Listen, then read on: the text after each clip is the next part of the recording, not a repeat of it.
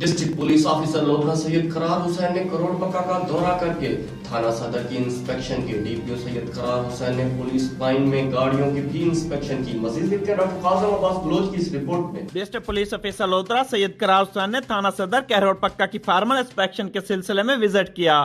District police officer سید قرار حسین نے front desk روم، حوالات، مال خانہ، community روم اور تھانے کے ریکارڈ کو چیک کیا.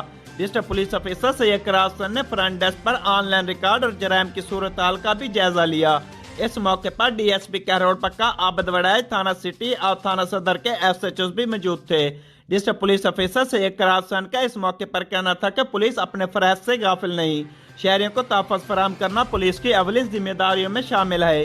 تھانے میں آنے والے شہریوں کو کورونا وائرس سے بچاؤ کے لیے ہینڈ سینیٹائزر اور صابن سے ہاتھ دھوئیں اور بات کرتے وقت فاصلہ رکھیں. ڈسٹرکٹ پولیس آفیسر سید قرار حسین نے پولیس لائن میں سرکاری گاڑیوں کا بھی معائنہ کیا اور زیر استعمال تمام گاڑیوں کی انسپیکشن کی.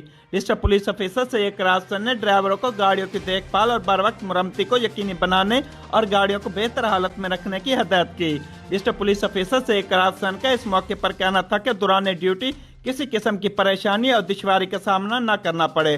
پولیس کی تمام گاڑیاں ہر ایمرجنسی سے نپٹنے کے لیے ہمہ وقت تیار ہوں. کیمرہ ٹیم کے ساتھ ڈاکٹر قاسم عباس بلوچ، راز نیوز، لودھا.